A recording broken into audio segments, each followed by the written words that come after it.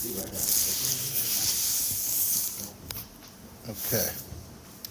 So we're doing Daf Lamed Aleph, 31, Sukkah. Last week, actually 2 weeks ago, we did Daf Lamed, and I realized I actually was very ambitious. I thought I would do the classic 2-for-1 special, that I would do 30, 31. And as soon as I got to 30, I felt like I finished whatever I had prepared on 30. Somebody told me it's 10 o'clock, time for Mariv. So God knows that my capacity is one daf. And, I couldn't. Right? That's the good part of it. And I had a week. Yeah, I had. Well, by the way, in 2 weeks, I totally forgot everything. My memory is so bad. You don't understand. If this wasn't recorded, it would be.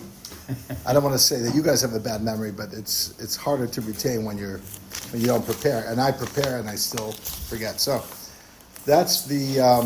So we're right in the middle of the sugya of the difference between v'lekachta lechem b'yom harishon, that the lulav needs to not just be stolen. Freudian slip. Not just that it can't be stolen, but it can't even be borrowed. On the first day, and then there was a machlokus with Rabbi Shimon Bar Yochai, Lag Ba'omer tomorrow, Rabbi Yochanan on one side, and they say the rest of Sukkot as well, you can't fulfill your obligation with a stolen lulav because of mitzvah haba b'aver. Mitzvah haba b'aver is a beautiful Shas topic, a beautiful conversation to what exactly is mitzvah haba b'aver. Is it only when there's the object, like the lulav is stolen, versus the gavra, the person who's listening to the sound of the shofar, where the shofar doesn't have to be stolen for the sound to emanate from it. The Rambam famously quotes the Yerushalmi. That's a brisker Yerushalmi for sure. In Yerushalmi, the mustard brisk was already there, clearly. So we did a chiddush of the Ishbitzer. So, some chiddushim of the Ishbitzer he doesn't even write, but if you spend a lot of time learning the Ishbitzer, he does write it. He just doesn't write it in the right place. You have to connect the dots. So last week we were saying that the lekachta lechem can't even be borrowed. What's wrong with borrowing? It's not illegal to borrow. We borrow all the time. We borrow not just objects. We borrow ideas. We borrow our identity. And we said that this lulav is about who are you? What did you come to do in this world that's not already been done? Who are you that even after you learned everything you had to from your parents and your rebbeim, that you're not just going to borrow 100% of who you are, your identity, from them, but you're going to v'lekachtem lechem. You're going to leave an indelible mark that you do that's not borrowed. That's based on, and how do you know how to borrow versus what to be unique? So that's the Ishbitzer talks a lot about that, particularly when he talks about jealousy, right? Because jealousy is about wanting what somebody else has, wanting to imitate somebody. Or, alternatively, if you hear this, or you're being shown what you're able to do. You didn't know it. Rabbi Brandwein taught me that.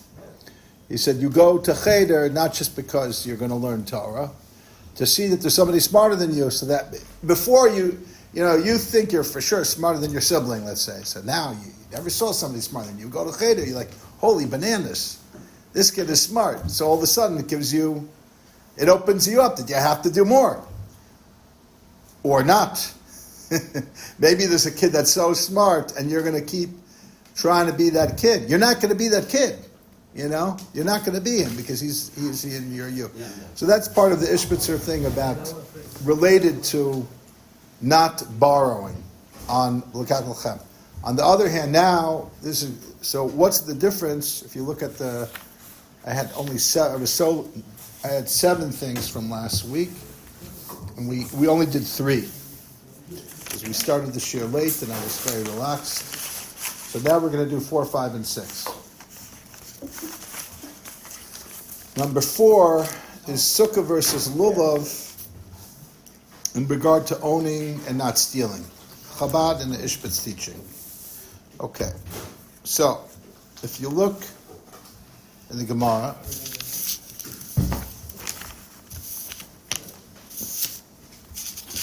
Tana Rabbanan, we're on almost the top of Lamed Aleph Amid Aleph. The rabbis taught Sukkah Gzula B'Hamesachech Rishus HaRabbim Rabbi Eliezer Pa'isel V'Chachamim Machshirin. If somebody stole a sukkah, or they made a sukkah without permission in the public thoroughfare, Rabbi Eliezer says it is not kosher, and the Chachamim say it's kosher. Really? Yeah.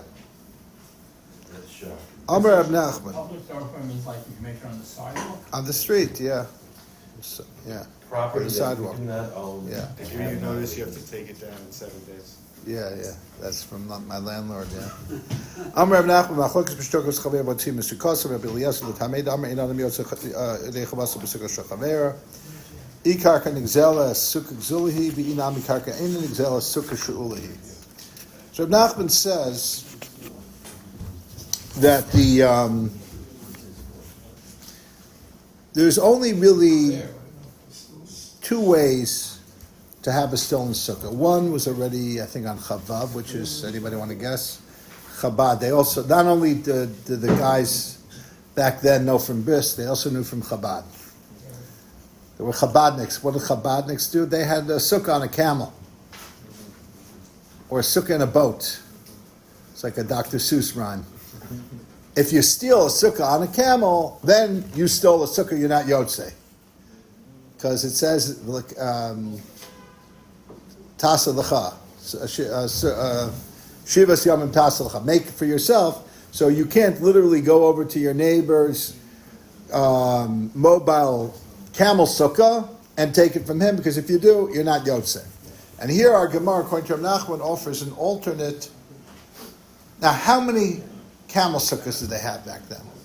It's not clear that it was a common occurrence. What if you mess with the stuff? First you disturb the stuff, then you steal it, then you put the stuff back. You made the sukkah. That if you stole the schach and built a sukkah, the Gemara will say the owner only gets the value of the schach.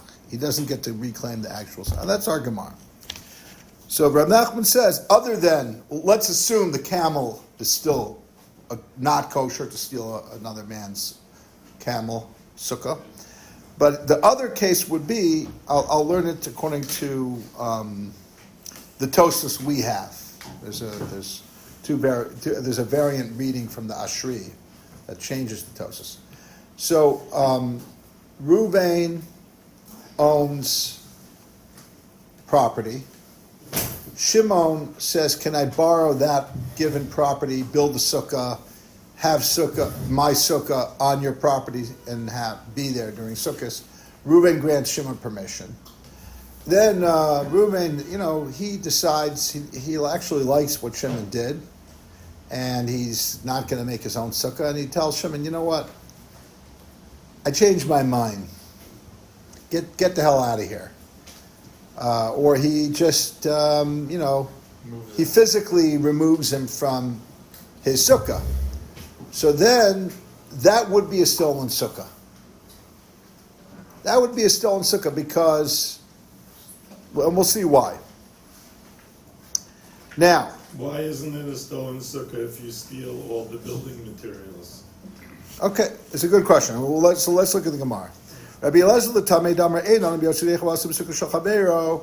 So let's go through. There's 2 opinions.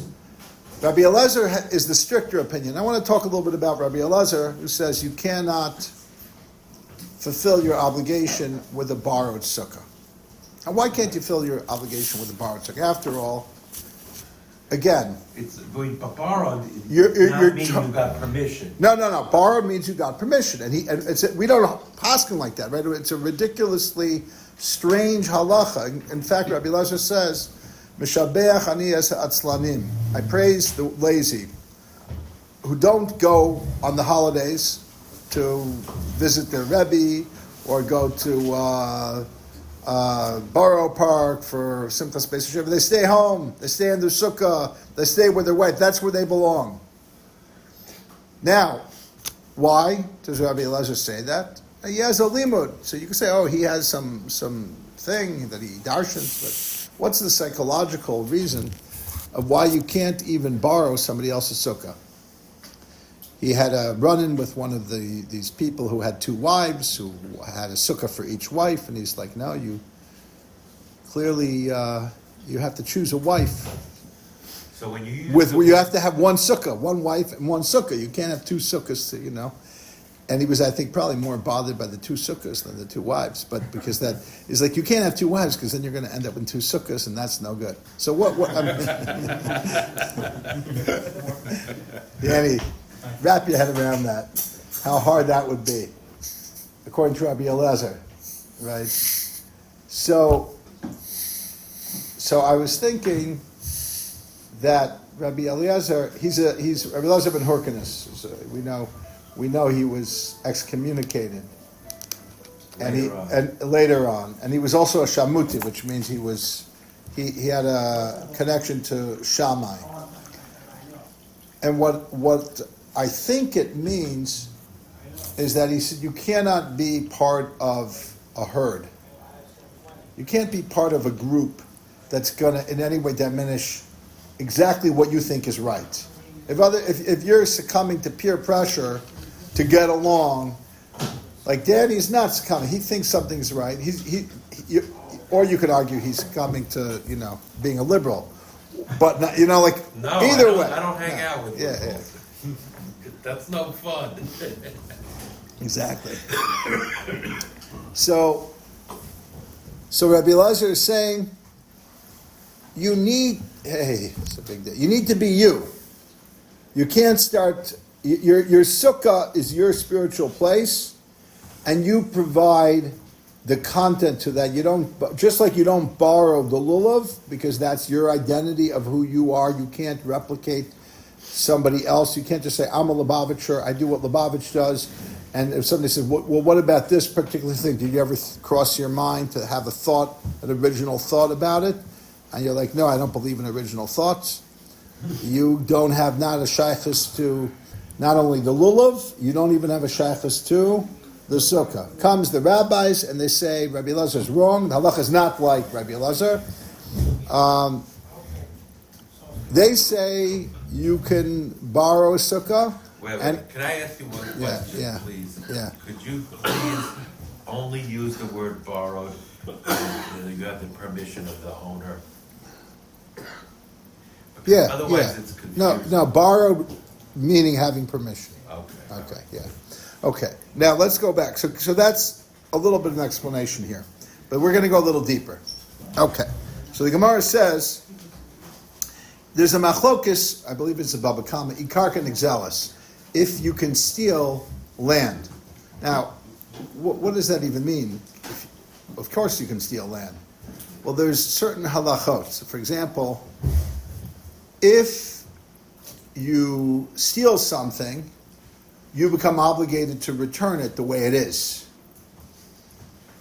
And if you didn't steal it, you didn't steal it. You're there, but you didn't steal it. You're like a squatter with a gun, but you're not the real owner. You could try to, let's say, two different things. One, you could try to steal it, and then record your title to it. That's real admonish stealing. Yeah. Like that guy who tried to steal the hotel from the Moonies, who came up with a fake deed to the building. And the other thing is adverse possession in common law, which means you're just there. Title you're just there. You're there without the right to be there. And so this is more than a squatter. I'm sorry for bringing the word squatter, because a squatter generally doesn't come with a title, even a forged title. They're just there. So what I would say is that even if you stole it and you got the title in your name, let's say like Ocean 13, the movie, the premise is that the guy's business partner forced him to sign over his half of the hotel, otherwise he would kill him. So that's that's a related question about if you can, if that sale is a sale, but it's related. But let's get back to this case. So if you say land is stolen, so then it would be a stolen sukkah. Vinami karka nigzel sukkah shulahi. Now, if it's not stolen because you can't steal, and Rashi brings down that it's really a machlokas about how to darshan, how to read a biblical text, either klal prat klal or riba umiyut. Like it's a machlokas in Torah in general about how to hermeneutics. But even if you haven't stolen the property, you still stole the use of it. Okay, so the Rishonim are going to ask Danny's question. So it's still an Avera, right? You're still doing an Avera, and that's a great question. So hold that question. And Rabbanu l'tamayhu da'amar in adam yotzei yides b'sukkah shachavera b'karka in exels b'sukkah shuli. The rabbis have their reasoning, and they say, look, you could borrow somebody's sukkah. You can't really steal a sukkah because they hold a sukkah can't be stolen, and therefore it's a borrowed sukkah, and you can borrow a sukkah. You're fulfilling your obligation. This is the question that you asked, Zev. What if you stole the wood and you used the wood or the foliage, you used it as schach? Everyone, even Rabbi Eliezer, interestingly enough, would agree that the original owner of the schach only gets the value of what that schach generally sells for. You don't have to return it, at least not during Sukkot.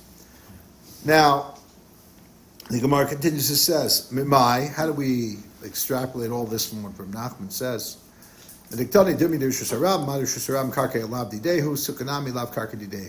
Since it's compared, the stolen sukkah is also compared to a sukkah built in the public.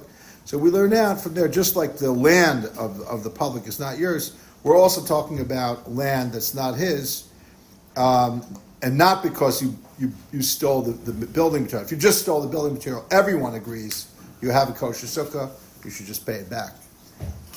Okay, now, that's a little bit of Gemara. Let's get back to the etzem zach, as we say, the essence of the matter here. Why is it so hard to steal a sukkah? And we don't paskin like Rabbi Elazar. You don't need to have your own sukkah. You could. In fact, the rabbis who the law is like say, "Ruyim kol Yisrael leisha b'sukkah achas." They have quite the opposite of the lulav. It would be right if all of Israel would have a communal shared sukkah. So sukkah if lulav is all about personal identity, sukkah is all about being part of a bigger group. Okay, so there's a Chabad Sicha. I learned it 25 years ago. It left such a big impression on me that I know the feeling that it left. Rafael and I were talking about feelings, and the feeling. I couldn't find it because I didn't look for it. I was like going to ask Eliyahu, could you? I'm sure because he has all the maftechas, look at the Sichas index. But it was a beautiful Sicha, worth reading. I'm going to find it again. And it explains that because the theme of the Sukkah is Kol Yisrael Ruim Leisha B'Sukkah Achas, that the rabbis, he doesn't say it in that way, but he's like, it's amazing how the rabbis made it almost impossible to steal a Sukkah. And he's like, it's because they understood that the sukkah is all about achdus. They understood that we have to create the biggest tent possible. So if we're going to start limiting it by it not being borrowed or not being this part being stolen or the land being, so it became the most like permissive way, which bothers a lot of the rabbis. All the Rishonim say, what about, I think, Danny's question? It's still wrong. It's still, even if it's there's some technicality that you didn't steal the sukkah because karka and an exelis. I mean, but it is. You're using right? it without the permission of the rightful owner. So let's take a look at the Ritva here. Beautiful Ritva. Great. So sweet, the Ritva. Okay. So the Ritva quotes Tosfos. on this thing, what we just said, Karka, Rabbi Lazar, Karka Nigzelis, Sukkah She'ula Hi, Ve'inadi Mitzach Vasa B'Sukkah She'ula, and Rabbanan say you are. She'ula, V'hikshu B'Tosfos, Tosfos asks a question. Mikol Makam Kivin Takfa Mechaber. It asks Danny's question. Look how smart Tosfos is, Danny. It asks your question. Smart Danny is. Smart Danny is. That we know already. We have to also know that the Tosfos is smart. Tosfos says, since you threw the guy out, right? It should still be considered mitzvah haba ba'avera. It should still be considered a mitzvah that comes through an avera. And Tosfos says, we don't say mitzvah haba ba'avera ella b'davar shehuba liratzot. We only say this principle of you can't do a mitzvah that comes through a sin if the mitzvah is something that you get atonement for. Beautiful. Kigon Karban, Shofar, which is weird because he argues on the Rambam. He's Tosfos, he's allowed, but still, What does okay. it mean to get atonement for? So here's the beautiful thing about this. Thank you for asking. A lot of people think atonement is something that we had in the Beit HaMikdash through Karbanot, but they don't know that there's things until today that the purpose of that mitzvah is to get atonement. Right? So one of those things, the Gemara says, why do we shake the Lulav Nesrog? So it's to fix the negative things in the world. It says One of them is not negative the fact winds that you or something. stole the lulav that you're getting atonement. No. So, but you can't. Here's the thing: when you're getting atonement, it needs to be extra clean. You can't do the atonement unless it's like 100% glad kosher, no anky panky in the thing you're using for the atonement. So, shofar, I think the Gemara uses the expression that shofar kalifnim dami. The shofar is the equivalent, the mitzvah of shofar is the equivalent of being in the Holy of Holies. I mean, there's a halachic context, but it's a beautiful concept, which means, and anyone who's been here at the Kalbal Shul for many of my different Torah, which are not my own ideas, I'm sharing other great Rebbe's ideas, the shofar is basically wiping you clean. The shofar is a very high level of tshuva. So you're getting atonement through the shofar.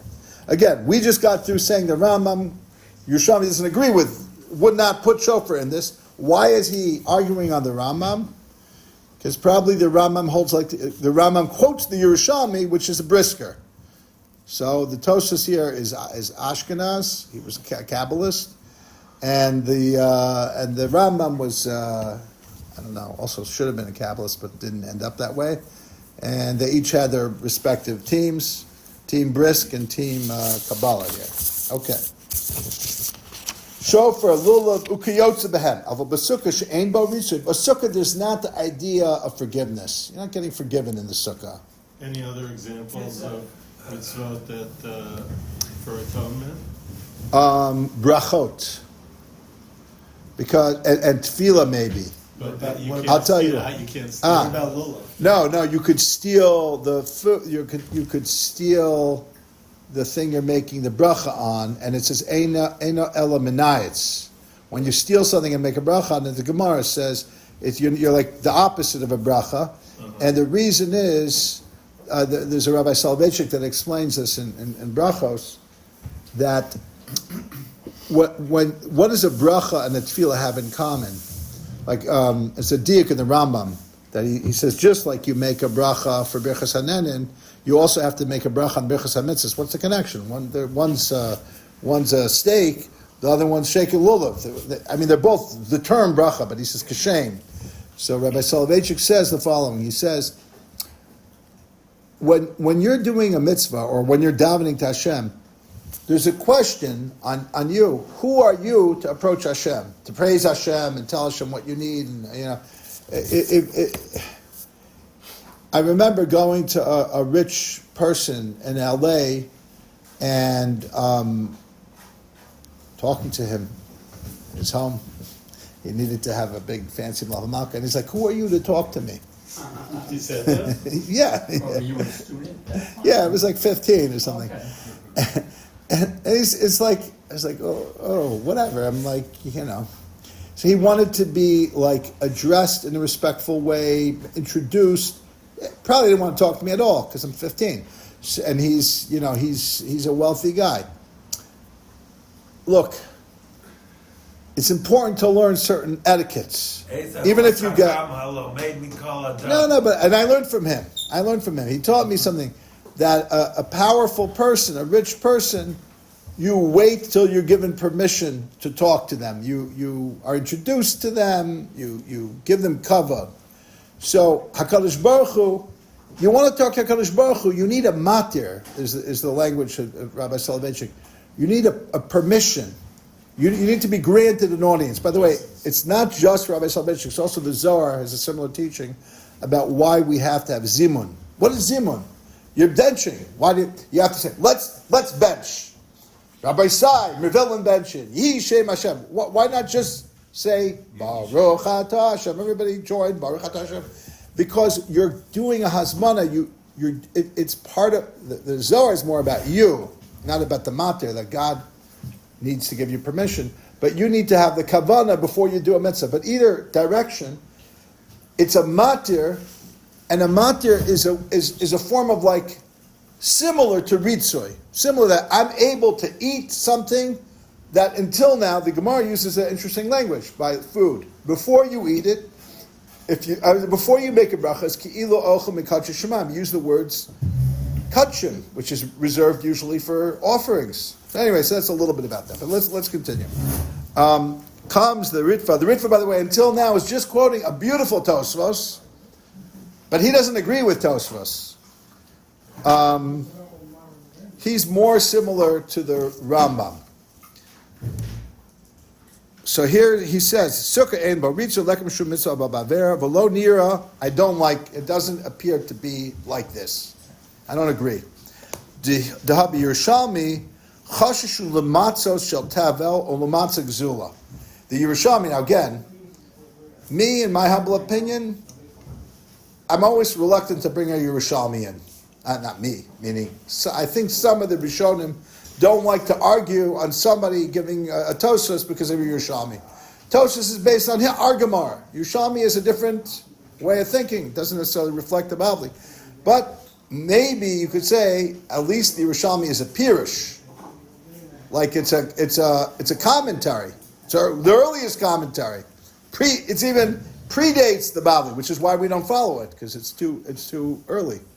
Halacha kabasra. We follow the latter opinion. But meaning you're allowed to look at the Yerushalmi and learn something from it, even if it's not authoritative the way the Bavli is. Okay, that's a whole discussion in itself. I thought if the Yerushalmi argues on the Bavli, we follow the Bavli. Correct. But if the Yerushalmi discusses something that doesn't appear in the Bavli, well, that's the question. We assume that it's normative. Meaning, but if you learn Pshat in the Bavli, and this is what you think the Bavli says, and then you look in the Yerushalmi says something else, then he's arguing on the Bavli. Okay. Meaning, how do you learn how you learn? Meaning, that's a not bigger question. Right. When one of the Rishonim say, I want to understand what this Gemara means, goes through that sugya, goes through any other sugya in Bavli that touches on it, comes to a conclusion, and then the Ritva says, what about the Yerushalmi? The argument is clear. The Tosfos could say, we're learning Bavli. This is how Bavli makes sense to me, and I'm going to stick to Bavli. By the way, just a note, this is a beautiful, because I think why Ishbis is so important. There's like 5 or 6 like major like Rishonim that take on this question of mitzvah haba baver, ranging from another Tosfos that says it's really be'ikar midirabanan, to the Yerushalmi that the Rambam quotes, Chafsa Gavra, that's only when it's a Gavra, to the Ritva we're going to do, which is similar to the Rambam, to the Tosfos, which is Ritzoy. There's a lot of Shitos. None of them are working everywhere. There's kashas on each one of them. There's questions on each one of them. Stim them with all the sources. What? You mean you can't? Correct. None of them can There's only one that is with all the sources. The best, the Ishbitzer. Because the Ishbitzer doesn't do the brisk, he doesn't do the kapara like Tosos. What he does is he says each mitzvah is a headquarter for something else. Meaning you got to check out what that mitzvah is for. It's not a mitzvah b'avera is not a blanket thing to the Ishbitzer. Neither is it to the Tosos we just quoted. Not a blanket thing. What does that mean? It's not a blanket thing. You don't apply it everywhere. You don't apply it Where everywhere. doesn't he apply it? There's most places it's not applied. The Gemara does not say mitzvah b'avera in most cases. Now the question is why not? Did it forget? Did it say probably use your brain and apply it there? But does it ever explicitly say that you could steal something to do this mitzvah, it'll still be... Not lechatchila, but yeah, like our Gemara by Sukkah. The Sukkah is like Ormakir. Yeah, we'll get to there. We're still like, we just got to Ishbitz, but we're going to talk a little Kabbalah also. Yeah. Does Shulchan Aruch weigh in on this question? Yeah, you can't steal a Sukkah unless it's a Chabad Sukkah. But Or, I mean, if I kick you out of your own Sukkah, I'm Yotza Sukkah. If I steal everything and I build there's no it... mitzvah b'avera. Correct. There's no mitzvah b'avera by the Sukkah. lulav is an individual correction. Yeah. So we were just talking about this. Yeah. So since Rafi brought it up, let's go there. So the lulav, the halacha is not like Rabbi Elazar that says it has to be your sukkah, but the halacha is that the lulav has to be yours. So I learned Chabad Chassidus first. So they say, and it's based on the Zohar, I believe, that the difference between the lulav and the sukkah is that the lulav is or panimi, is the inner light, and the sukkah is the or makif, is the transcendent light. And they explain, for example, different halachot, different minhagim, based on that understanding. So, for example, why do we dafka go into the sukkah to shake the lulav and esrog? We should just do it at home. Most people have access to the lulav at home. They'll do the mitzvah sooner, these are makdim the mitzvahs, but no, we wait till we're in the sukkah. And the reason is because we want to, the goal is to bring the or makif into the or makif down into the or pnimi, the higher transcendent into the inner. There's things like that. But there's more than that. Or makif is shava mishaveh katan kegadol. I'm making something up. It's an equalizer on some level. When it comes to our pnimi, the inner light, so then the neshama of Moshe Rabbeinu is a much bigger neshama than the neshama of Stam, a person who's not so careful to do mitzvahs and so on.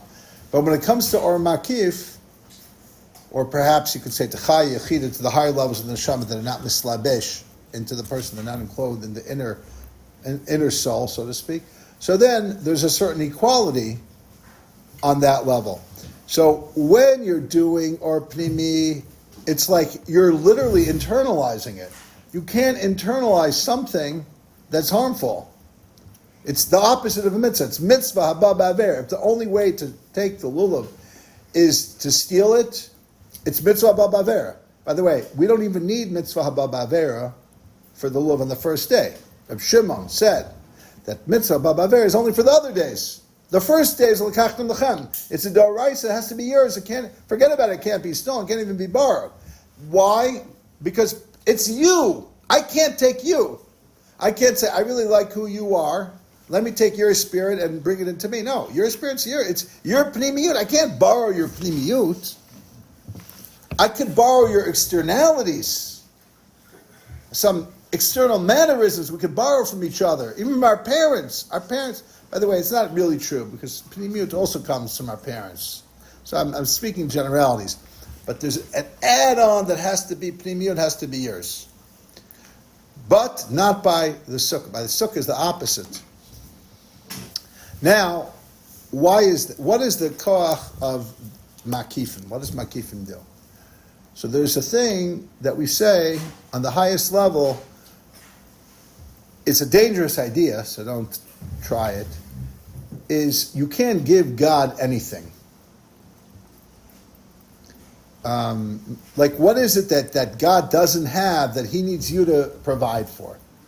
On the pnimiyut level, on the neshama level, Hakadosh Baruch Hu wants to be shochein in our midst. So He needs us to make a nachas ruach for Him, to do His will. But on the makifim level, what are we really doing for Hakadosh Baruch Hu? But because of that, that also means, how are we even hurting Him? We're not hurting Him either. We're not helping, we're not hurting. So when we tap into that, there's a certain carrying away of our sins, because we're not hurting Him on that level. It depends on who him is.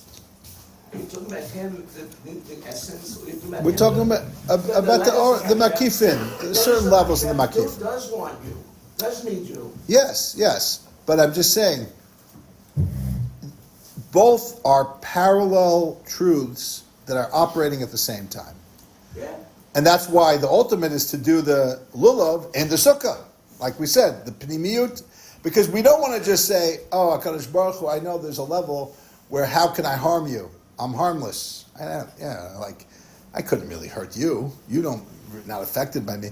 So that's also dangerous, because in Ishbitz it's saying everything is coming from you, so I can't be against you. Very dangerous. That's what Paro would say. That's like all the villains use a little spirituality. Everyone has an excuse to use. So let's look at the Gemara. That's why the Gemara is the Pnimiyut here. The Rashbi, it's last week we were learning the Rashbi is the one who brought in Mitzvah Haba Bavera. He's the Balamemra of Mitzvah Haba Bavera. Maybe it's really a Pnimiyutika thing. This Mitzvah Haba Bavera. So the Chabad teaching is one thing. The Ishbitzer teaching is what is a place? A place is what you inherit. We learned a little bit. I mentioned this on Shabbos last week, a week and a half ago. A home, just like today, it's very hard to buy your own house. Parents have to give you an inheritance so you can buy a house. It's the same thing, beruchnius. For us to have what we have, to understand the world the way we can process it and make meaningful decisions, we need to have a background that we don't even know about. Just like we have a genetic background that gives us certain advantages and how we look and our hair color and our intelligence. There's a spiritual, ruchniistic inheritance that we have from the avos and the imos. We inherit certain things. That's like a home that's there. You don't even know the shelter that it provides. The sukkah, the Ishbitzer explains, is half home, meaning it's what's in your foundations that you're not even fully aware of, like a home that protects you. When you're in the home, you didn't think about, I knew it was raining this morning because it was making so much noise. But imagine I had better insulation. I wouldn't even know that it's raining. If it was snowing, I'd be in the house. We don't know what's going on. We're protected. We're insulated. The sukkah is both. It's a house and it's outside. So it's a little bit of both. But the idea is what that does is it lets us see the makifin. Meaning it lets us see the kochot that are beyond us, that are not in us, that we're not really aware of. It gives us a glimpse into them, which is really what you need.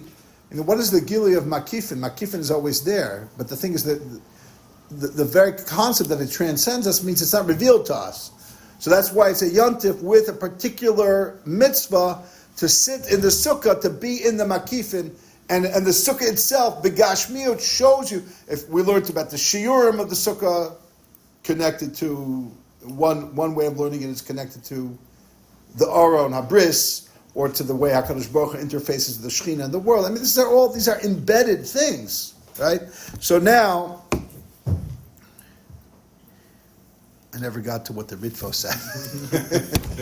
I had the Rambam, the Ritva, the beautiful Ritva. Anyway, he just says something. He says that it has to do with, did you do a Maisa that was Kona versus are you you're not a good Jew to be in somebody else's sukkah, but you didn't actually steal the sukkah. The sukkah still is retained by the owner that you happen to inhabit unlawfully.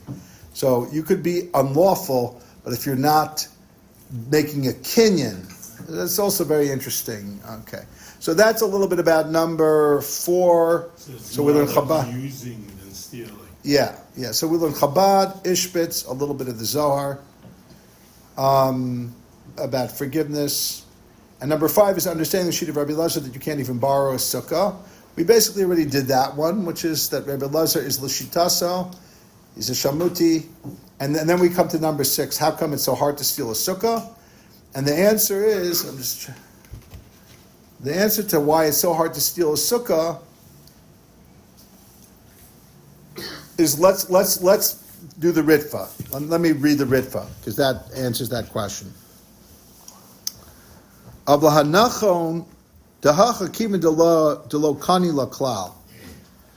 answer, I believe, is because when it comes to the sukkah that you steal, you didn't actually acquire it. It still is retained by the actual owner, the real owner. It's still in his jurisdiction, halachically at least, even if you're in it. And the mitzvah doesn't actually remove it from the actual owner's ownership. It's not considered a mitzvah that comes through a sin. It would be like just some random other person's stolen field that you're somehow in. Even though he has a sin, it was like somebody else stole it and you didn't steal it. It was like, it's bad to be in a place that wasn't lawfully purchased. It was stolen by somebody else, but you didn't steal it. So even when you steal it, but you don't halachically transfer ownership, it's as if something's wrong, but you didn't actually make the actual stolenness, the kinyan, through your action. Even though it's an avera, the Rama brings it down by some, I don't remember how many times, a mitzvah avera that is allowed, like sukkah, he says, still not recommended. Don't, not lechatchila. Stealing a sukkah, when they speak about it, do they mean to use the sukkah without permission? Or physically, you took the sukkah from your neighbor? That's what we're learning. And they took it to your... If you picked up the sukkah and took it, Right.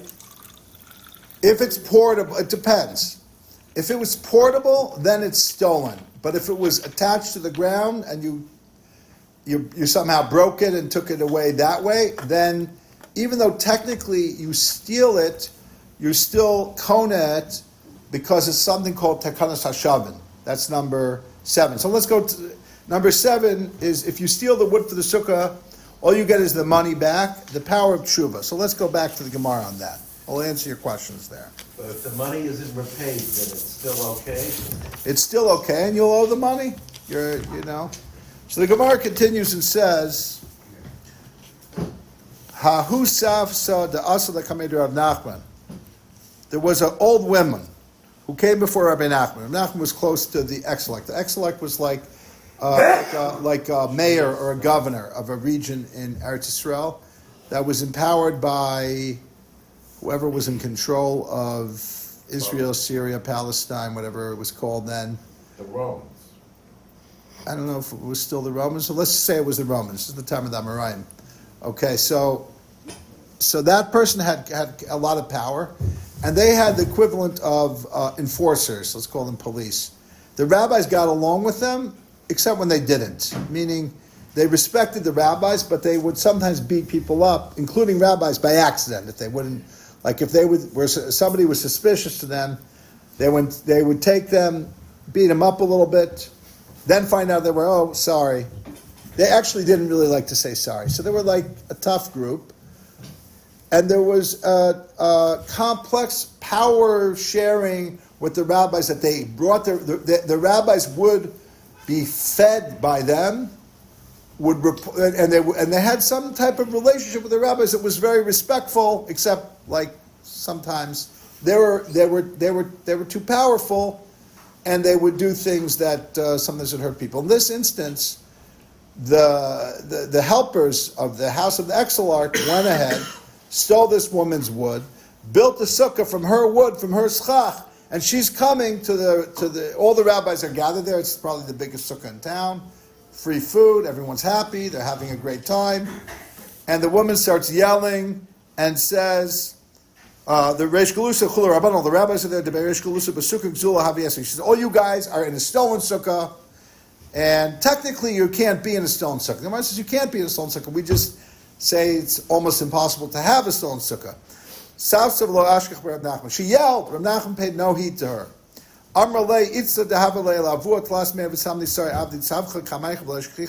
So she had like a shtech to Rabbi Nachman.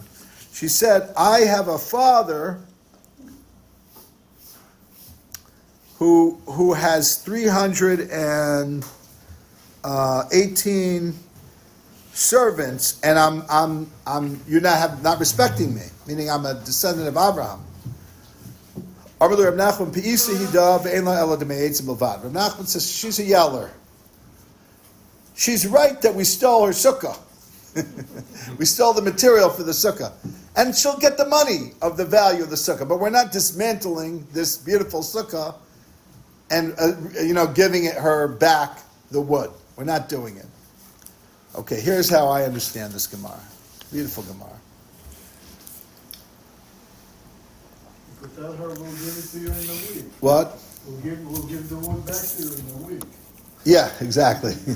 By the way, the Gemara says after Sukkot you should return, unless it was built with like cement or something. Right. If it was built like the way you build a sukkah, you should give it back. I'll give it back.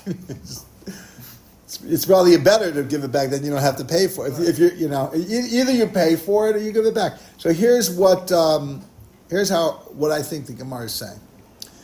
The Reish Galusa, the Sukkah of the Reish Galusa represents an imperfect social structure, a building of sorts, where mitzvahs happen through averos, through power, through corruption sometimes. And the woman is this poor innocent woman who was the victim of this strong tactics of a more powerful, governmental agency that doesn't have enough accountability. And she was saying, look, I'm only coming on my moral standards. And if you say, well, who am I? Well, I have the avos, Avram and Sarah. I'm coming.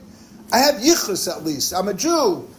I have yichus, and if you're just taking whatever you want and not even really answering without acknowledging it, your whole structure has to be demolished. So it's basically a deconstruction.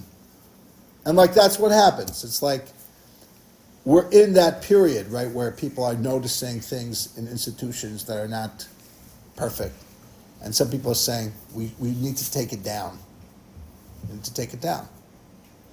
And Rav Nachman says, she's a yeller. She's right. We stole. Or I didn't steal it personally. Somebody else stole. Somebody couldn't care less. Just took the first wood they found, built a sukkah. It's stolen sukkah. Pay her back the money. You don't take apart a sukkah. And if you look further than the Gemara continues and says,